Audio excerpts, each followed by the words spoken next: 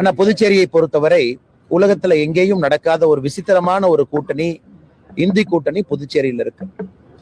காங்கிரஸ் கட்சி அதிகாரப்பூர்வமாக 16 இடத்துல போட்டியிடணும், ரிமைனிங் 14 இடத்துல வேறு வேறு கூட்டணி கட்சி நண்பர்கள் போட்டியிடணும்.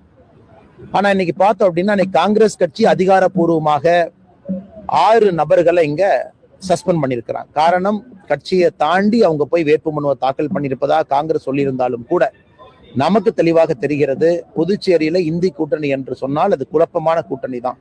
அது மட்டும் இல்ல, திருமாவளவன் அவருடைய விசிகே கட்சி அவர்கள் கூட்டணி தர்மத்தை எல்லாம் மீறி 3 இடத்துல அவங்க போட்டிடுறாங்க. மார்க்சிஸ்ட் கம்யூனிஸ்ட் கட்சி கூட்டணி தர்மத்தை மீறி அவர்களும் 3 இடத்துல போட்டிடுறாங்க. சோ சில இடத்துல மக்களுக்கே குழப்பம். திமுகவும் இருக்கு, காங்கிரஸ் இருக்கு, விடுதலை சிறுத்தைகள் இருக்கு, கம்யூனிஸ்ட் கட்சி, மார்க்சிஸ்ட் இருக்கு. 4 வேட்பாளர்களும் சில இடத்துல இருக்கிறாங்க. அப்படி இருக்கும் பொழுது எப்படி இந்த இந்திய கம்யூனிஸ்ட் மார்க்சிஸ்ட் என்று சொன்னது போல அவங்க 3 இடத்துல இருக்கிறாங்க.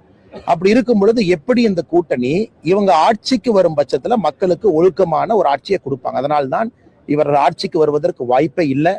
ஆட்சிக்கு முன்பே இவர்களால் ஒரு கூட்டணியை ஒழுங்காம அமைக்க முடியல. கூட்டணிக்குள்ள பரஸ்பர ஒரு மரியாதை இல்லை.